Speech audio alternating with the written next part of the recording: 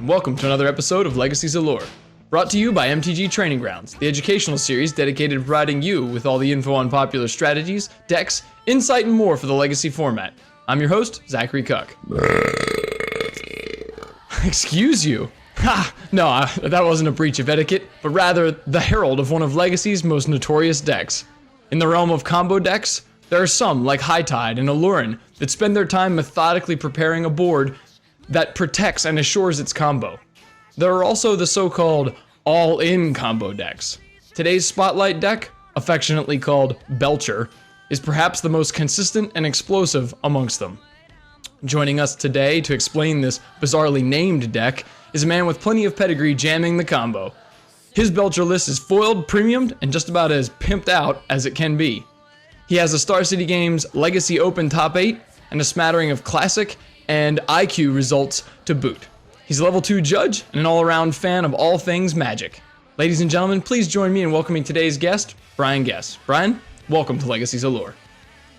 Thanks, Zach. Glad to be here. All right. So, like I said, we're going to be talking about, we're going to do a deck feature of the Charbelcher or Goblin Charbelcher, the deck.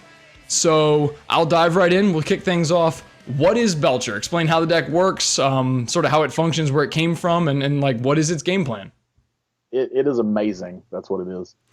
Well, so the first time I ever actually encountered the deck, a friend of mine had the vintage version built, and this was around 2004-ish, I guess. Right after, I could be having my years completely wrong. I've played this game for way too long. Mm-hmm. But it was shortly after the actual card the Goblin Charbelcher got printed. Mm-hmm. It made a splash in vintage, but that was the first time I ever actually interacted with the deck, was goldfishing a little bit with a friend's vintage deck. And I decided, this is pretty sweet. This is pretty cool. And I just kind of went on, because back then I was a standard grinder, an extended grinder, like doing all those things, paying all this money to play these tournaments and just donating to the prize pool, which is what I'm good at doing too. Unless we're playing Legacy. Of course. But yeah, so from that point, like, I had this little intrigue, and then all of a sudden, I was like, hey, let's try to play some Legacy. I had a small little Legacy community that played like once every month or so, and I just started piecing the deck together, and it has definitely evolved over the years. It was originally in Legacy. It was originally 2 lands. It has streamlined itself into a 1-land deck with printing of several cards over the course of the years. But to get into what it does, it's a little oddly named, because it's not actually the deck. The card Goblin Charbelcher that the deck's named after is more like the favorite card of the deck kind of thing, because that's the card that just wins the game. It's more often a Storm deck than it's a Charbelcher deck. The deck actually has 11 win conditions. The version that I play, which I'm adamant that is the correct version, because some don't play Burning Wish. I absolutely believe Burning Wish is the correct build for the deck. And the Burning Wish gives you 3 additional win conditions, because the other 4 win conditions, other than the Charbelchers, are Empty the Warrens. And the Burning Wishes give you access to the copy number 4 of Empty the Warrens out of the sideboard. So you have 7 ways to win with Empty the Warrens, only 4 ways to win with Charbelcher. So just probability there, you're going to hit the Storm version of the deck more often than you are the Charbelcher. But making 16 goblins on the first turn is still, there's a lot of concessions that happen there. Sure. Yeah, so, and I believe, I don't know the history as well as you do, and I hate to interrupt you here, but I assume it's called Charbelcher or Belcher because Storm would be a bit confusing, as the Epic Storm and Ad Nauseam are much more like common versions of it, and Charbelcher is definitely the more like fun or like infamous way of dying, like winning with the deck. So. Absolutely. It's the one-shot kill in the deck. It's the oops, I 98'd you. Like, all right. So in Legacy, what does the Belcher deck look like? Like, what are the key spells? We obviously Goblin Charbelcher is, but there's got to be some more. Why are they important? And how does this deck tick? How does it work? Well, my favorite card to draw is probably Taiga. Not gonna lie. That's a really good one. It's Yeah. uncounterable 1 mana, and it makes my Charbelcher completely active. Hmm. Because there's just no more lands in the deck, so you just flip the deck over. So that's Right. probably my favorite card to draw. But the actual most powerful cards in the deck, I'm gonna have to say it's a neck and neck race between Seething Song and Lion's Eye Diamond. Hmm. Uh, Seething Song, because it puts you over the hump of getting to 4 mana, and it does it by itself. Hmm. Like you don't need another ritual to do it. You can pitch 3 Spirit Guides and get a Seething Song, and if you have another one, then all of a sudden you've got 7 mana and you've got Charbelcher. Right. And Lion's Eye Diamond is the fixed Black Lotus. Sure. That card is not fixed. No, it's pretty powerful. It is ridiculous. Being able to cast Burning Wish and float some mana for no mana is incredible, because you can, if you have 1 extra mana on the Burning Wish, then you have 3 mana off the Lion's Eye Diamond. You're casting your Empty the Warrens, and you're probably getting around at least 10 goblins out of it Right. at bare minimum. Okay, so quickly to summarize, the Charbelcher deck, the key cards are really the win conditions, which is, like you alluded to, is Empty the Warrens and Burning Wish via being able to tutor or sideboard check for Empty the Warrens, and then Goblin Charbelcher. But that's just how you win. Pretty much, Yeah. from what I can tell, every other card in the deck is just there to generate mana. There's the both Elven and Simian Spirit Guide, cards like Chrome Mox, Lotus Petal, and then all the rituals. We're 4 of everything except the Empty the Warrens and the Taiga, because you want that consistency. And that's actually a really important one to talk about. So let's hit on that real quick. Why is there a Taiga in the deck? So Taiga is really interesting. So like I said, I've played this deck in many iterations. I've played the 2-land version from way before Gitaxian Probe and Desperate Ritual. Or, I'm sorry, not Desperate, but Paretic. Before Probe, Paretic Ritual, and even the Simian Spirit Guide. It was a 2-land deck. It was the red-green duel and the green-black duel, and you play land grant to go get the land out of your deck, because if you reveal your hand and you have no forests, you can, or if it's no lands, I forget. Yeah, it's no lands, I think. No lands, Yeah. It's no lands. Yeah, you're right. You're correct. Absolutely. But you search for a forest. That was the thing. Right, and it puts the forest in your hand, right? Yes, it does. It does. So yeah, you're only playing the 1 because you never need more than 1, because you can't play more than 1 on your first turn. Right. That's basically where the 1 comes from. And actually, go ahead. I was gonna say what Brian's alluding to, and when he said you can't play more than 1 land in your first turn, is of all the combo decks in Legacy, Charbelcher has got to be the most, or one of the most consistent at going off or having its entire thing happen on turn 1. So if you're using a spell to get a land, which in this case is always the Taiga, you will never need a second land, because theoretically that should be the end of the game. You're not going to have a second turn, or if you do, you're not going to need a second land, almost certainly. Yeah. If you're playing the long game, this is not the deck for you.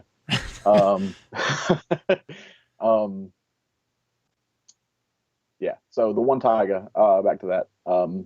No lands is a little tricky, because if you cut the Taiga, if you decide you want to try the no lands, you will want to be like the Oops All Spells deck, which is a much lower mana curve deck for what we're trying to do. You're going to cut the Taiga, and you're also going to cut the land grants. So now we have 5 spots that we need to fill for this deck. You can play things like I've seen people try to jam more Street Wraith because they just want fewer actual cards in their deck. Playing 4 Street Wraiths gives you basically a 52 card deck. I do not agree with that. I believe that is too many mystery cards when making mulligan decisions. Gitaxian Probe is perfect for what it does, and I don't believe you need more than 4 quote unquote blank cards in your opener when trying to figure out your mulligans, because those are probably the most important thing with the deck is your mulligan decisions. And not knowing what you're keeping is is awful, because if you have, if I have another ritual, this is gold, and all of a sudden you cast one of your blank spells and you draw a land grant while you have the Taiga in your hand and no Chrome Mox. Like that's what happens when you get too many blanks. This tangent. Oh, the lands. Okay, I was like, where are we going? Yeah, right. But yeah, the one land is perfect. It is a forest for the land grants, so you always get the Taiga off the land grants. And if the land is in the deck, the Goblin Charbelcher's clause of hitting a mountain, it also covers that. So the Charbelcher loves to hit that, because at that point, if the Taiga's in the deck, you only have to flip 10 cards for Charbelcher to be lethal, typically. Yes. So I actually find it kind of interesting that this deck is a what looks like just a pile of manas and then win cons, but it's actually accurate. But well, I mean, that's how the whole thing works. I mean, honestly, if you really boil it down, that's what most decks are, is like ways to win and the mana to cast them. Yeah. But this one does that to the ultimate extreme. But what I was gonna say is there's actually a lot more synergy in the deck than you realize. And like you alluded to, you have the risk of hitting a land with Goblin Charbelcher, which for anybody who doesn't know, Goblin Charbelcher is a 4-mana artifact. Has a three mana activated ability that says you reveal cards from the top of your library until you reveal a land, and then it deals damage to target creature or player equal to the number of cards revealed. If the last card revealed was a mountain, non-land cards equal to the number of non-land cards. Non-land cards, sorry. Yes. And if the last card revealed was a mountain land specifically, it deals double that much damage. So the interesting interaction between with Taiga is both the mountain for the activation, meaning that your chance of quote fizzling with a Charbelcher is super low, but it also works with the land grant because it's a forest, because you can only get forests with land grant. So it actually has this synergy, like literally what I said. And then like you mentioned earlier, you have Chrome Moxes, which need spells exiled to them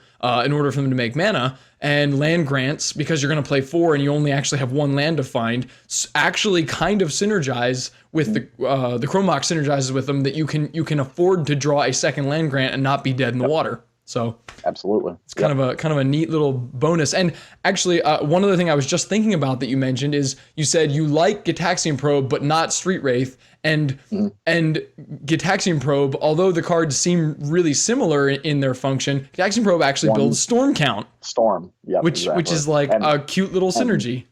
Yeah, and extra land grants can also build Storm. Sure. If you're on the I'm only making 4 mana, maybe 4 or 5 mana, and I have the Empty the Ones, but I have multiple copies of land grant. Land grant, get your land grant again, make some mana, make a bunch of goblins. Yep. Off doing literally nothing. Yeah. Now another important point you hit on there that I think I would like to, before I forget about it at least, is you mentioned that when looking at an opening hand, those air quote again, dead cards, these cards that only serve pretty much as storm builders / redraws, are make mulligans difficult. And I think of almost all of the decks in Legacy, Charbelcher is probably one of those decks that ranks very, very highly on your ability to mulligan well, because you only want 1, maybe 2 turns in the entire game. So literally that opening hand is almost everything you're going to see.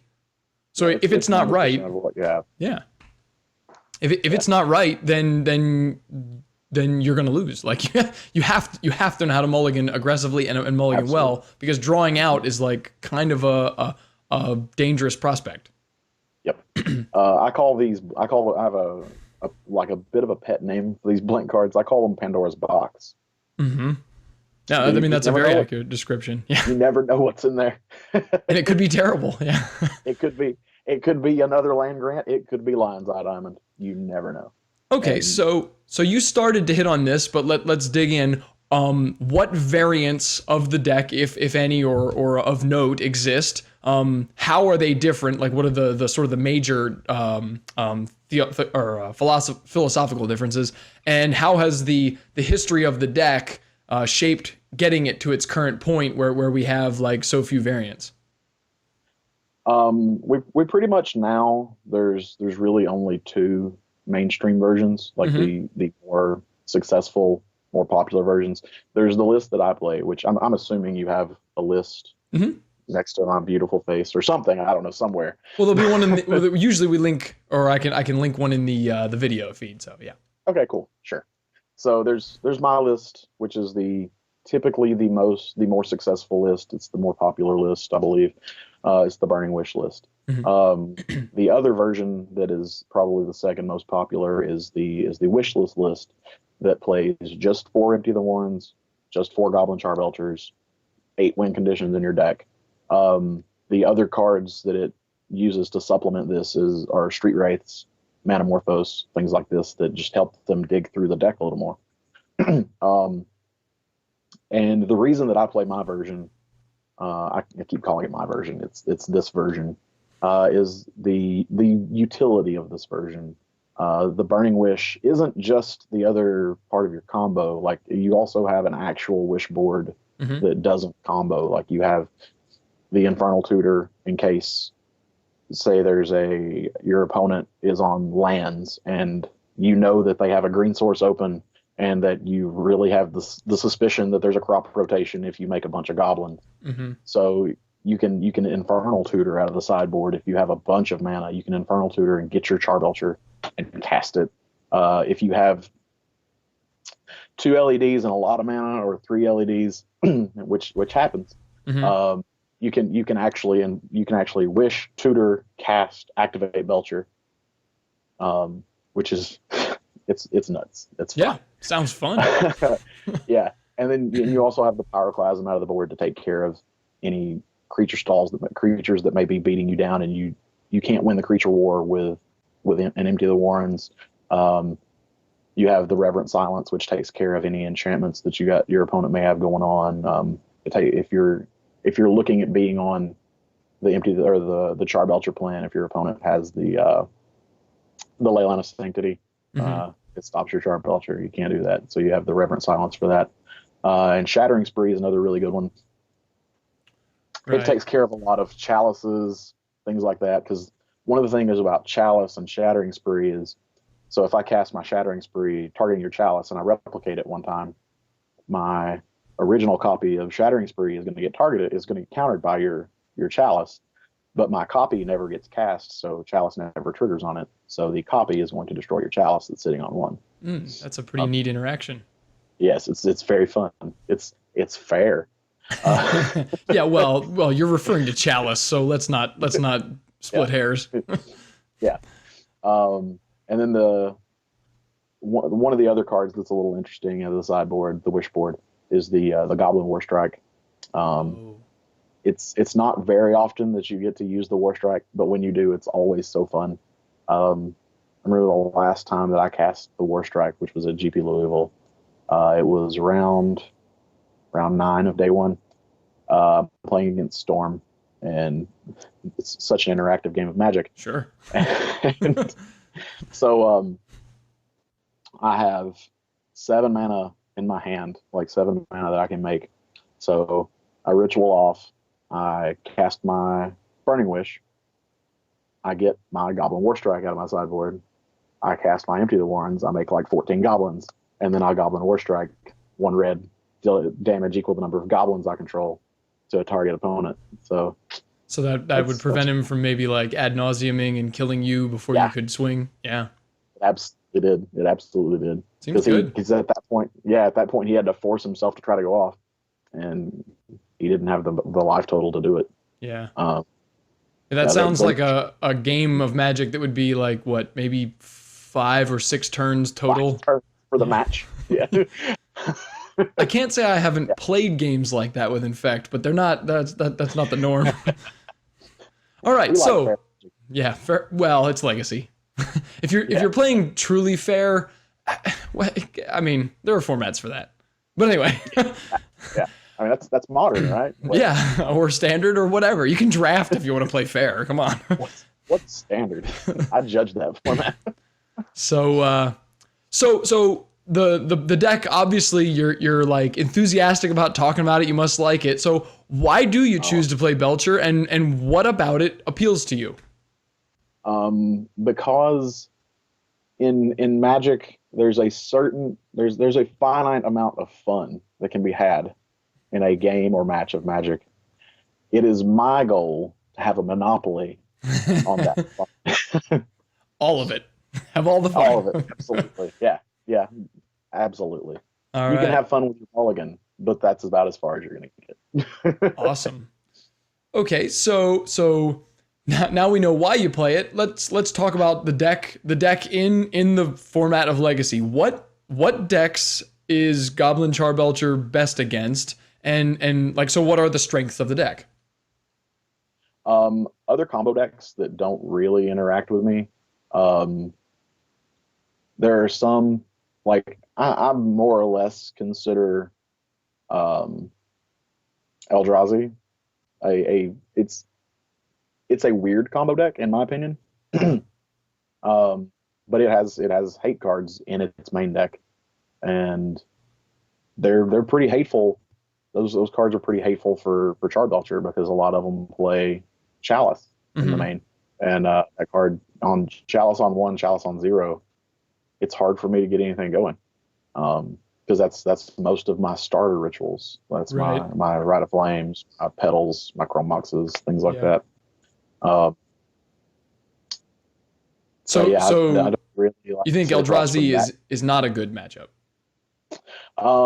It's close. I played at GP Louisville, which is I believe it's the only time I've played Charbelcher with Eldrazi being as popular and as good as it. No, I take that back. The Atlanta Classic that I top aided was Eldrazi, but I think I only played against it once, and I won that match.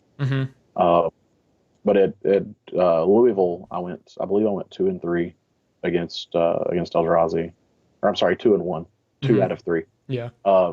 Against Eldrazi, and yeah, one of those matches was really interesting. I had to cast Empty the Warrens twice. How do you get? What does that like? Take 10 turns? Pretty much. Pretty much. So dang. It was something. Yeah, it was something like I made like 10 or 12 goblins, or he went land. The 2-mana one. What's the Mimic? Mimic? No, yeah. not Mimic. It's Mimic. So he went land Mimic, and then I went like 10 or 12 goblins, and he went make 3 more Eldrazi. Lots of blockers, sure. I kind of lose that diminishing returns war there. So I just had to play draw go with him until I could cast another Empty the Warrens. So it goes. I think I wound up with 28 goblins on the table by the time that game ended. Whatever it takes to win. That's the most I've ever had. Yeah, that's what it took. All right. So Eldrazi, 50-50 maybe, but well, in my opinion, or at least looking at the deck from the outside, it looks like any deck, like you said, that's sort of like the other combo decks, the ones that don't have a ton of interaction, or the more like fair decks that are really low on interaction, maybe something like Elves or Shardless Bug, where they just don't have a ton of. Bring me your burn. For the most part, bring me your lands. Those guys. I don't believe I've ever lost to Shardless Bug. The Bug Delver, on the other hand, too many counter spells, and the discard spells. Yeah, I was unfortunate enough to draw Mr. Bradley Nelson in about round 5. Yeah, I think I heard that. Yeah, that was not fun. But hey, he evened up our score in Sanctioned Magic. We're now 1-1. So that, I guess you've sort of already answered the question. Then the follow on there is what decks are good against Belcher, and then what are its weaknesses? And it sounds like its weakness is decks with Force of Will. Force of Will deck. Yeah, that's that's pretty much it. Also, like the little there. I don't know if this is actually a deck because I haven't I've never been one to like religiously pay attention to metagames and things. I play Charbelcher. Like if there's a hot new blue card, I might not play Charbelcher. But the I went completely blind. Lost your train of thought. Edit that out. Yeah, you'll edit that out. Sure.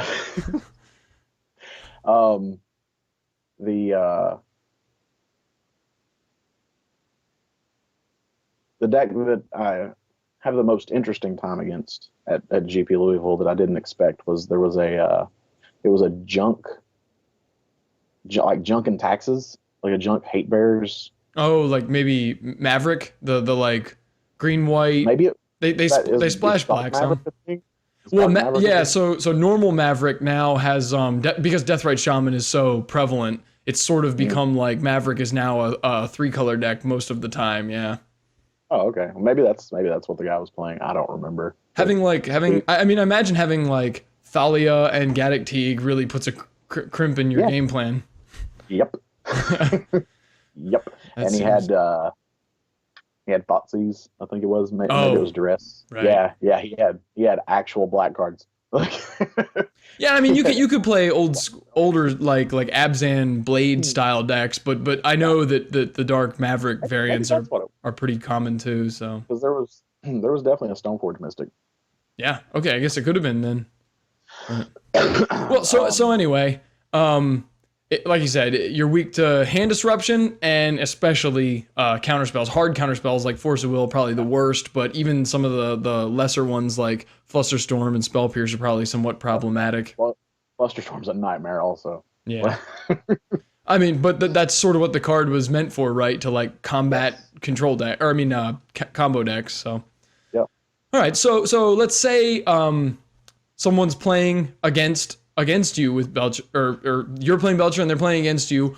What are good sideboard cards? And we'll just run the gamut. What are the kind of cards you want to have in your sideboard to combat specifically Belcher? And we'll look at sort of the all-in combo deck as a whole. What are the good cards against that stuff?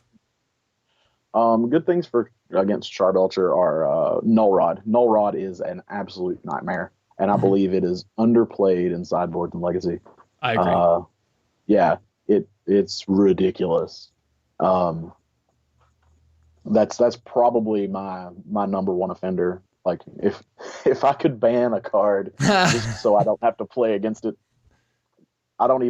Force of Will isn't even a consideration versus Null Rod. Yeah.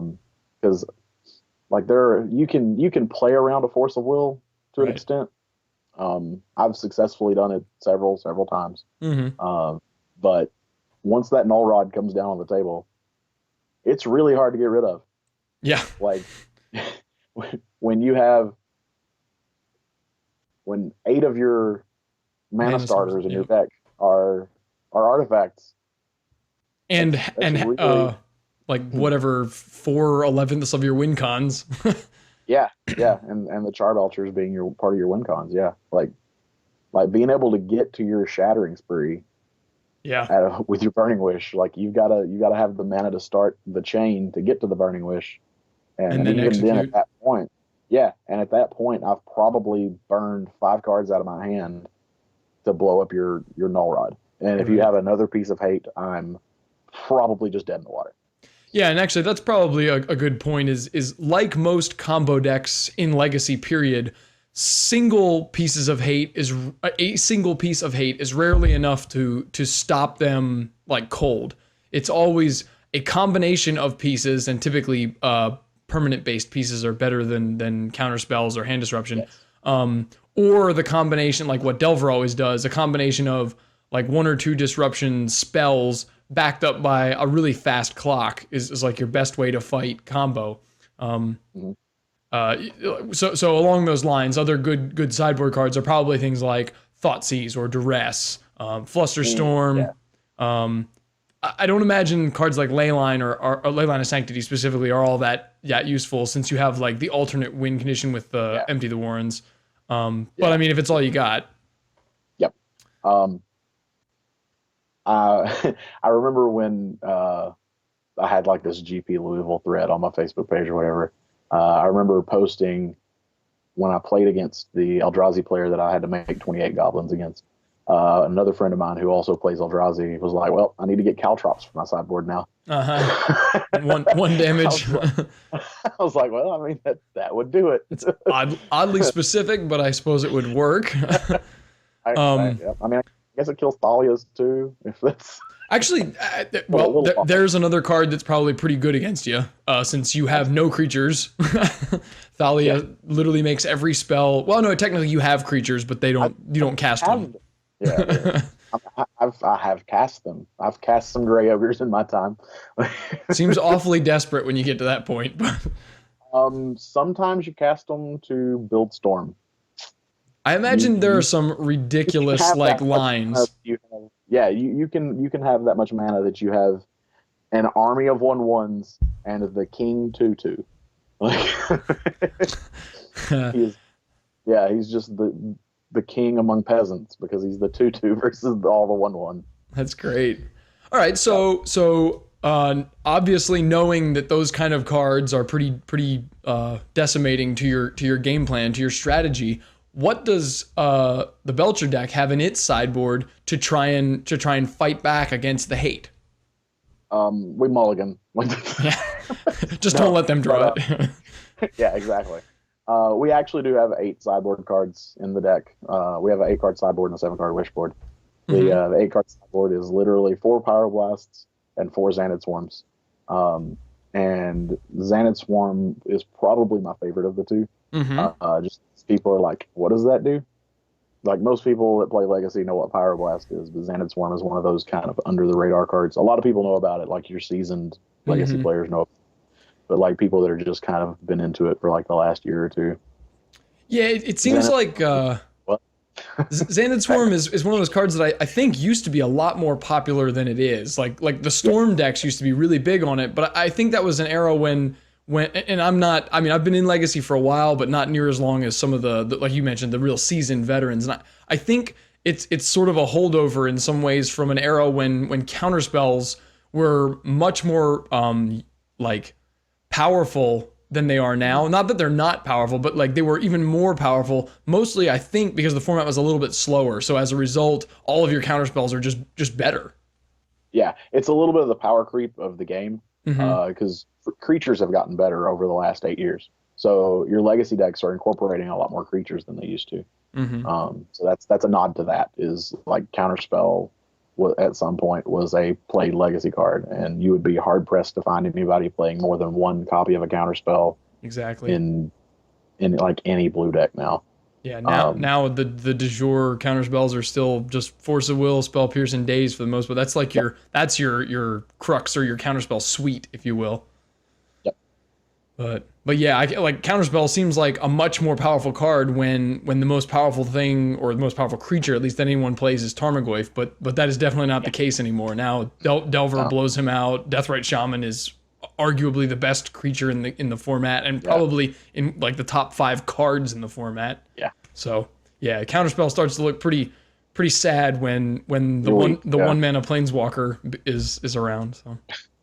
Yeah, basically. Yeah.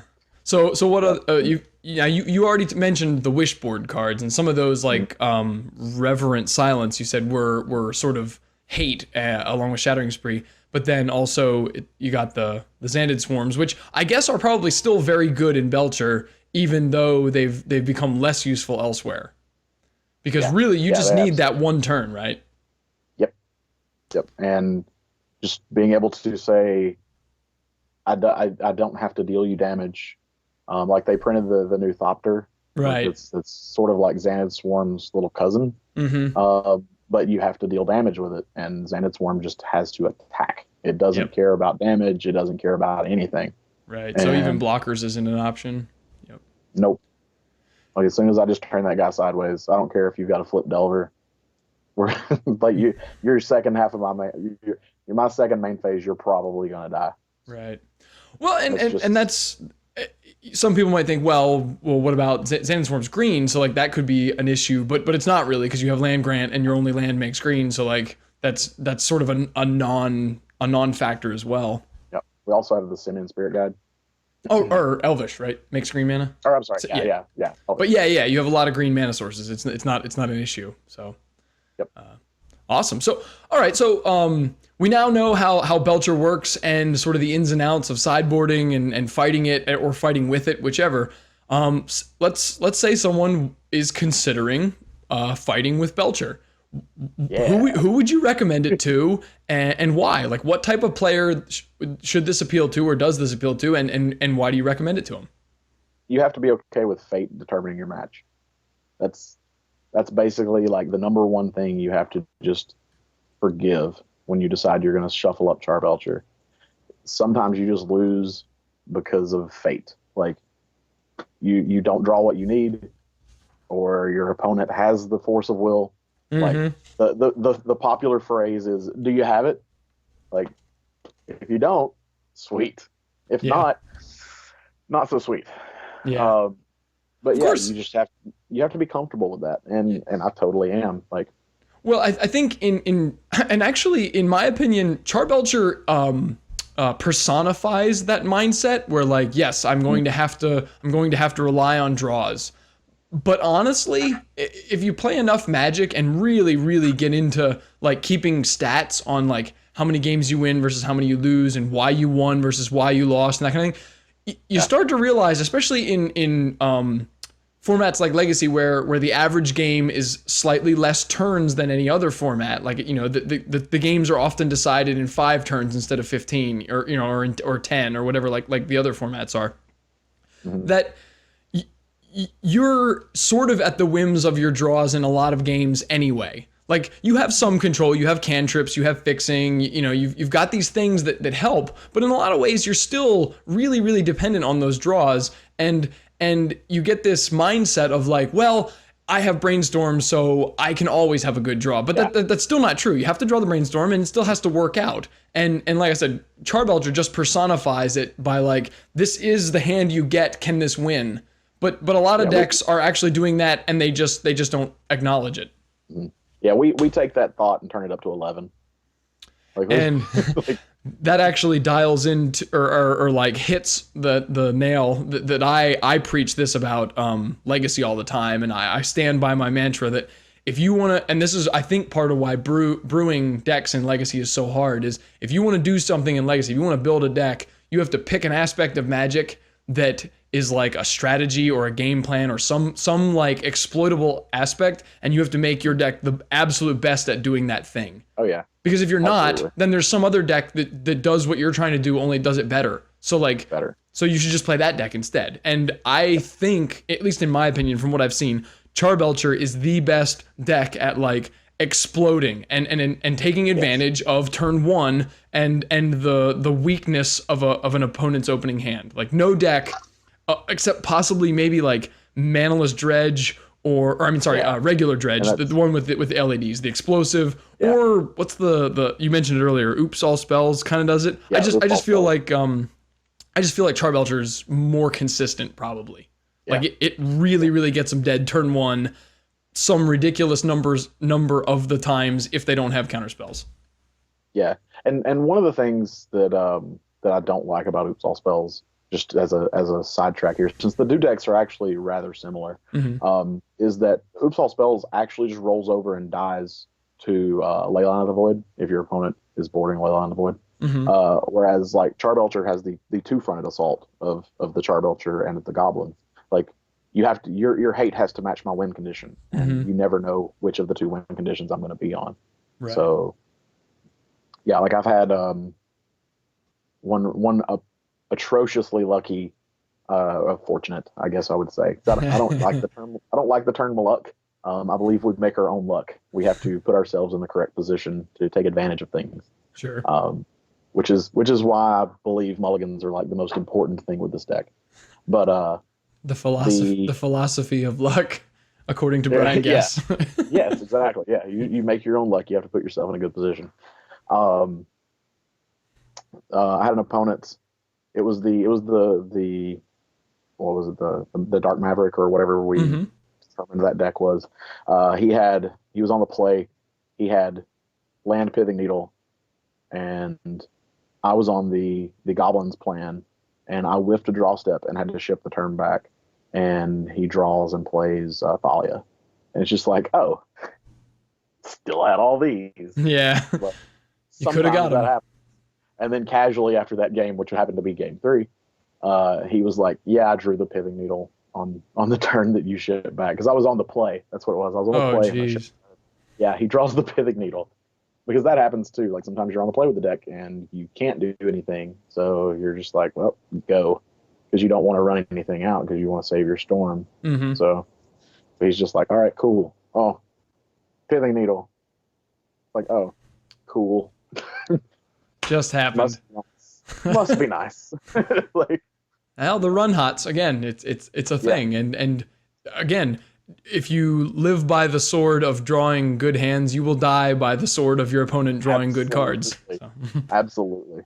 I So- had a Eldrazi player kind of get a little salty, because he died to Charbelcher, and I was like, "Come on, man, we're like the 2 most degenerate decks in the format. How are you going to get salty that you lost to me?" Yeah, you can't. I mean, you can't do like really mean, unfair things and then get mad when your opponent does even equally as mean and unfair things. Come on, Exactly. Yep. that's hypocrisy. I hate counter spells, but yeah, kill me in 1 turn. Let's go. Okay, so let's talk about the like playing the deck, or specifically how difficult would you describe the deck? Is there a high skill barrier to learning how it works? And the follow on to that, then should that play into a person's decision to pick up the deck? So this deck is actually very reflective of Magic in general. You can pick up the deck and figure out what it does pretty easily. Mm-hmm. It's not a very strange looking tool like some decks in Legacy are like 15 one-ofs, stuff Right. like that, like oddly specific mana bases that require you to fetch in particular orders. This deck is none of that. This deck is none of that. Like the first thing I tell people when they look at this and they like try to goldfish it or whatever, I'm like, if you can make 7 mana, you can probably win the game. Mm-hmm. And 7 mana being the number I say because that's what it takes to cast and activate the Belcher. That obviously is plenty of mana to cast a Empty the Warren. But like that's the threshold that's the point of entry. Mm-hmm. As you start playing the deck and you start learning all of the synergies that go in the deck and how some of the cards work, just the plain text on the card that you may not always read, Mm-hmm. because you think, oh, this card does this, but there's this other thing the card does that you forget about. Right. Like I had a friend who actually borrowed the deck. He was actually going to play Oops All Spells. He borrowed the deck to basically gut it for the cards that share with Oops All Spells. And in the middle of the morning, he decided that he was like, "Do you mind if I actually just play your deck?" And I was like, "Sure, go for it."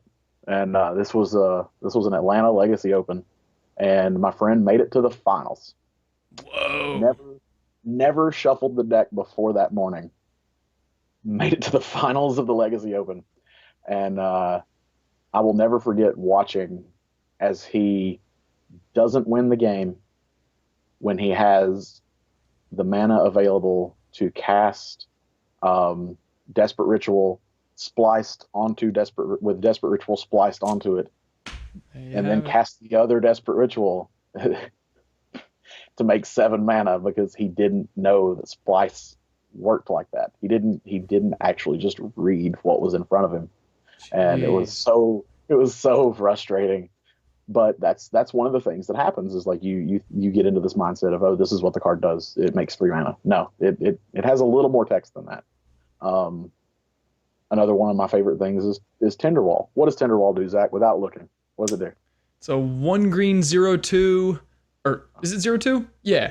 0/3. 0/3, and you can sacrifice it for 2 red mana. And I think something about if you pay a red and sacrifice it, it deals damage to something, maybe a creature.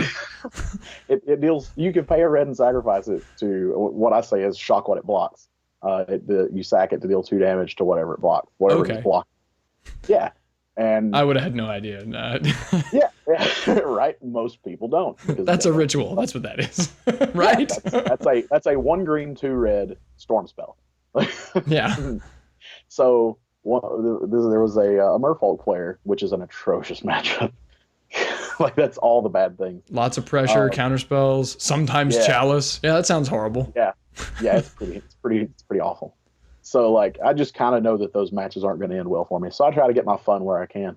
So this guy attacks me with a Mutavault, and I'm like block with my Tinderwall, and I had a Taiga in play, and he's like, okay, before damage, I'm going to vial in, and he just all in one motion puts a Lord on the table, and I'm like, no, I have a response to your vial activation, and he's like, huh?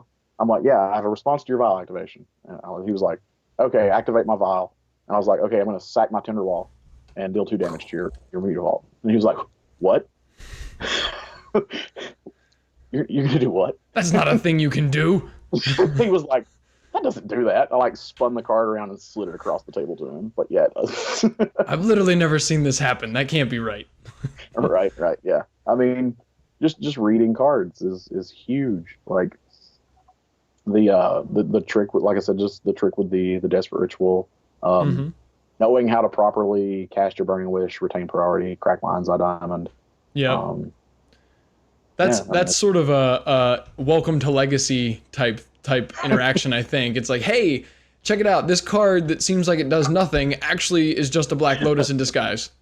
Yep. If you abuse the rules, or use the rules, I should say, in a way that's completely non-intuitive. Yep. It's so awkward. It's awkward. It's delightfully awkward. But yeah, probably the most difficult thing to master about the deck is the mulligan decisions. Knowing when to mulligan a 7-card hand, and knowing when to keep a 7-card hand that doesn't have a win condition in it. Right. Like and that sounds incredibly difficult. Like when you look at a hand and say, man, I can make like a ton of mana. 38 mana. Yeah. All I need is a way to win. I mean, obviously some of it's like crunching some numbers, doing statistics, saying like, what are the odds I draw the thing I need within the first turn or two? What are the odds my opponent is on a blue deck that might even have a counterspell? Because I mean, if they're just on like Death and Taxes, and you open up your 7 and say, all right, whatever, doesn't have the win con, but if I draw it, I'm gonna, it goes off. So go ahead, and they just go Plains Pass. Well, that's basically like you got a whole free draw step, because Plains Pass doesn't do anything. Like, so I mean, you can Swords one of my goblins. Gotcha. Gotcha, Brian. Yeah, right. 15 goblins, take that. Yeah, right, yep. So yeah, the mulligan decisions are easily the most complex part of the deck. Actually, in that way, I don't know if you would agree, but I would say Charbelcher is probably a very good deck to teach people, if nothing else, just how to mulligan. Like, how to assess an opener that doesn't have a bunch of cantrips, that doesn't have all this, like, flexibility. Like, it is what it is. Now make the correct decision. And, I mean, mulliganing's not unique to any format. It's not unique to any deck. Like, every deck occasionally runs into these situations where, like, it does nothing, or it's not going to win fast enough, or it's not going to win at all. Like, you have to know how to mulligan, and Charbelcher is probably a good one for learning that skill, like, and you're really learning it kind of in a vacuum, because, like, especially game 1, like, you don't have a lot of interaction. Like, you're really just like, I need to be a combo. Can this do it? Just goldfish, but you have an opponent. Like, you have an actual opponent to kill, instead of just sitting there drawing cards and pretending like it matters. Yep. And another really big thing with this that goes along with the mulligan thing is the art of the mulligan. So if I sit down across from you and you can see me doing, like, my eyes bouncing around, and it appears that I may be thinking extremely hard, and I'm looking from card to card, obviously, because you can see my eyes, I'm probably doing some math. Yep. Yeah. So you've got to figure out how to play the game that isn't the game. Right. Of Magic. You have to figure out how to assess these hands without giving any tells that you're on this deck, or that you're on a deck that's similar to this, because any digging, any aggressive mulliganing by your opponent for a force of will is bad. Right.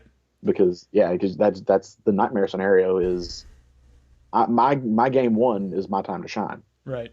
If I tip you off that I'm going to try to kill you on the first turn or the second turn, and you're like, well, I need to aggressively mulligan here. That takes away the element of surprise. Right.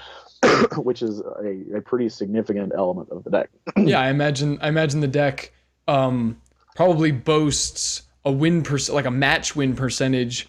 If I had to guess, a really competent pilot can probably boast like 60-ish%, 50 to 60% with the deck, like over the course of a tournament or, a lifetime or whatever. But I imagine it gets a fair amount of that 60% solely off the fact that it wins game one like 90-some% of the time, because they're just never ready for it. Yeah, 90's probably a little high for game one, but I definitely digress. Yeah, sure, but it's definitely in the 75 range. Yeah, I would definitely give it the 75 for game one. Mm-hmm. Yeah, and my deck, like my physical deck, has been pretty successful. Like you mentioned some of my accolades, whatever, yada yada yada. So at GP Louisville recently, I was 7-2 day one. Made the day two of my first GP. Congrats. Like 15 years playing competitive Magic. First time I day two to GP. But to be fair, it was only my second Legacy GP. And it was the first time I played Charbelcher in a Legacy GP. The last time I played a Legacy GP was right after Treasure Cruise, and it was Blue Legacy. So it was like, well, we're gonna play a lot of mountains and a lot of spells that say do X damage to target player. Just nuke them. Yeah. Yeah, that's my fallback. Is I'm a burn player because that's me. But the other turnouts that these physical 75 cards have given is there was a top 32 at GP Atlanta that was Legacy like 4 or 5 years ago. Yeah. My friend Adam borrowed it last minute because I decided last minute that I was going to spend the day at the vendor booths and try to make money that way. So he top 32'd with it.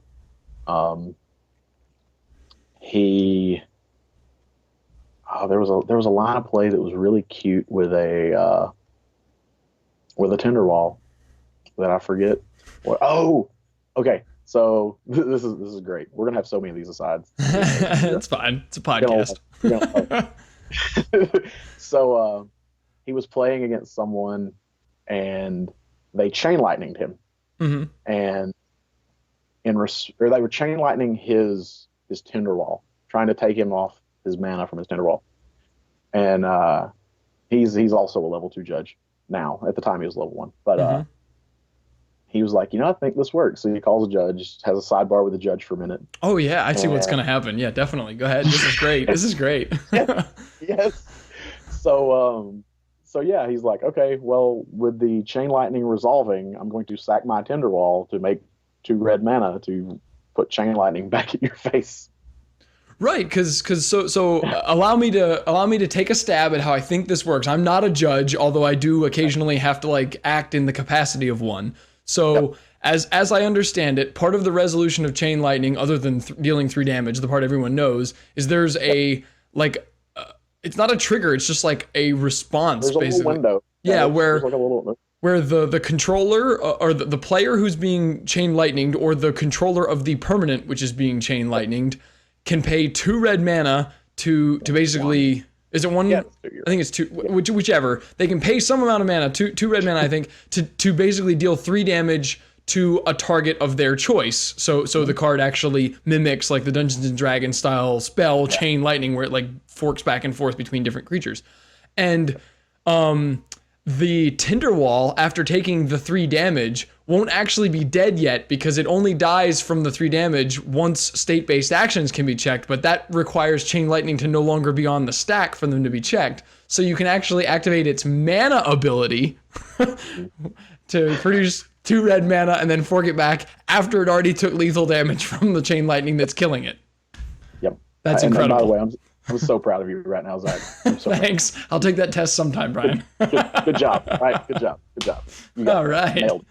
There you go. Hey, everyone. I just basically proved I'm ready for the level 1 test. Let's do this. Yeah. I've been telling you for like a year you're ready for the level 1 test. All right. So, well, while we're on the topic of judge rules and judging and so on, I'm gonna shift gears just a bit, because you are a level 2 judge and you're one of only like 3 of them in the entire state of Alabama, where we are of 4. Okay. We have 4 of them now. I did not know. I only really actually know who 2 of them are. I just hear rumors that there are others, because for anybody listening to this podcast, if you have lots and lots of level 2 and 3 judges or whatever in your area, consider yourself lucky, because we only have 4 and I only ever see 2 of them.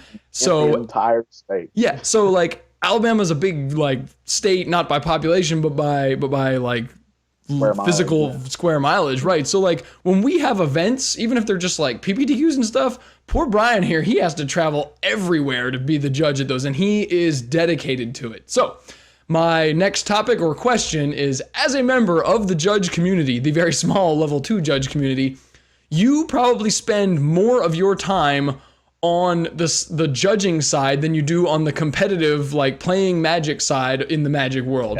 Yeah. And how has that, being the level 2 judge, how has your experience doing that and working at large events like GPs and Opens and whatever, how has that influenced your perspective on the game, both as a judge and as a player?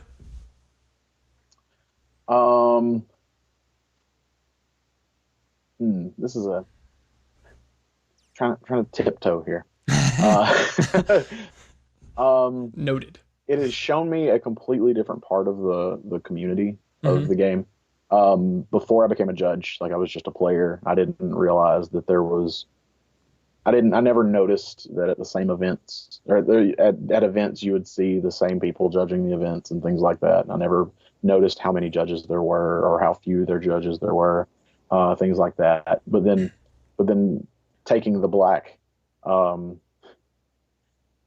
it changes all of those perspectives, because all of a sudden it's not I'm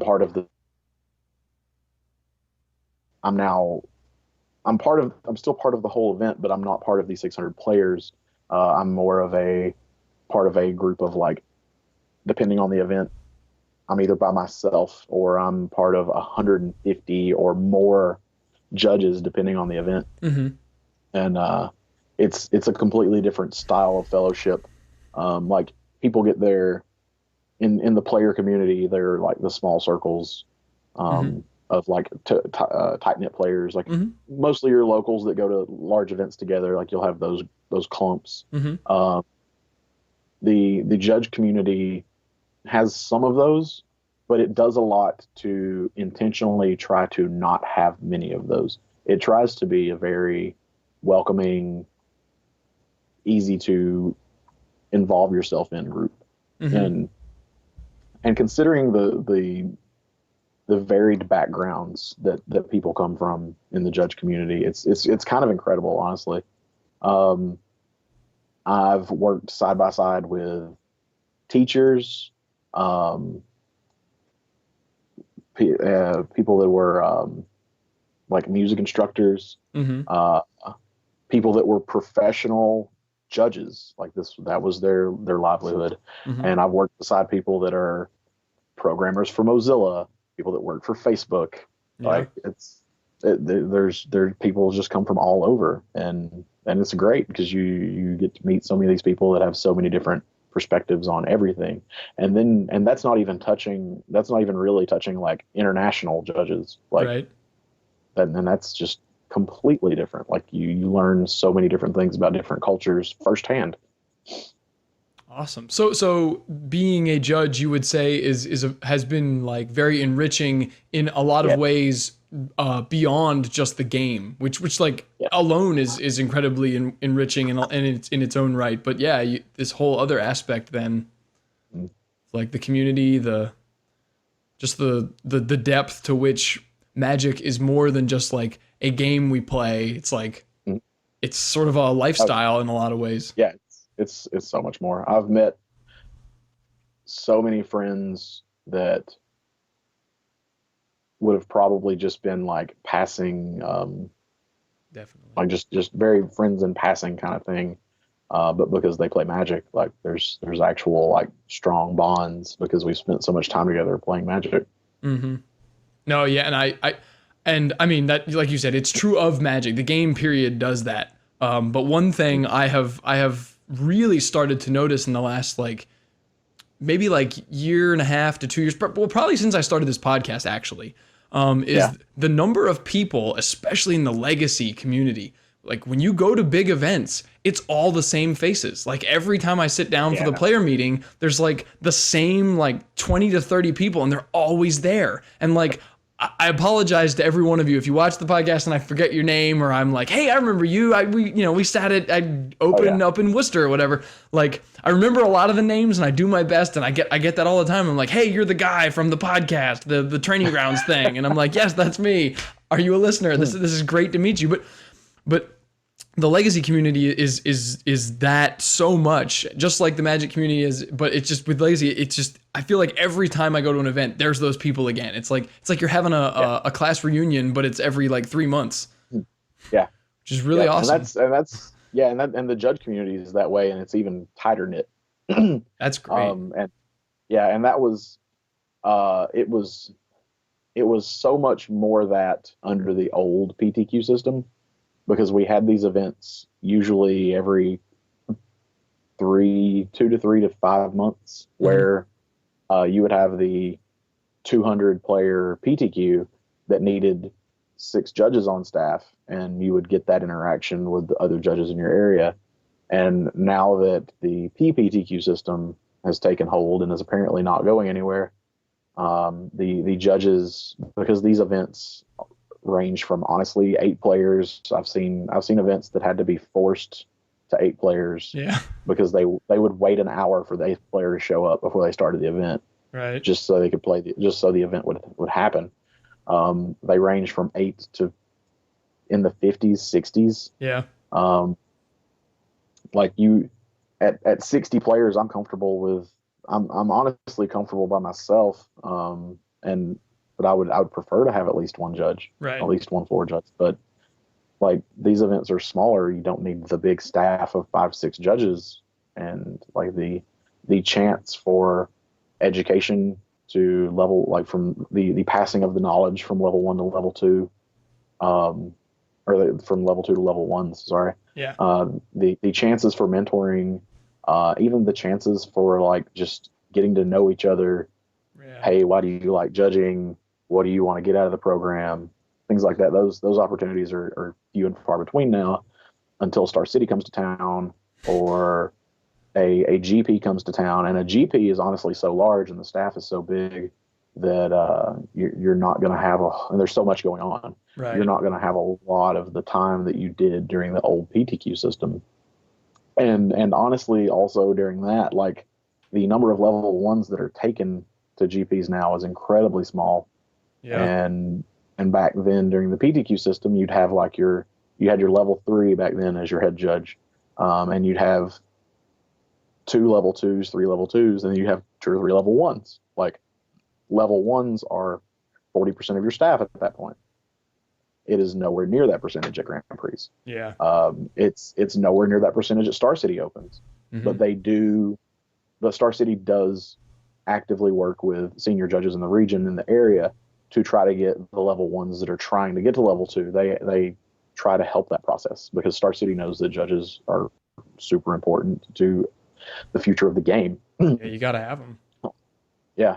And I'm pretty sure there's some stats somewhere to back me up here that actual stores that have judges on average have a higher turnout for tournaments. I'm fairly certain there's some stats there to back me up. If not, it's an alternative fact, whatever. Uh-oh. Legacy's Allure just went political. Hashtag politics. All right. Well, before we get in trouble, I'm gonna start wrapping things up here, Brian. I've had a lot of fun talking to you today. Obviously, you're what's that? I said it's always a blast. Yeah, your passion and your dedication to Magic, both as a judge and as a player, is really great. I wanna extend the hand and thank you for joining me, talking about your perspective on legacy, judging, Charbelcher, all of it. Thanks for coming. Hey man, thanks for having me. I was glad to be able to do it. And thank you to all of our listeners and viewers. It has been my pleasure to bring you this episode of Legacies of Allure. If you like what you heard today, please subscribe and feel free to leave us feedback on our YouTube page, or you can message me directly at mtgtraininggrounds@gmail.com. Like us on Facebook at the user MTG Training Grounds, and follow us on Twitter at @MTG_TR Grounds. I'm Zachary Cuck. Thank you for joining.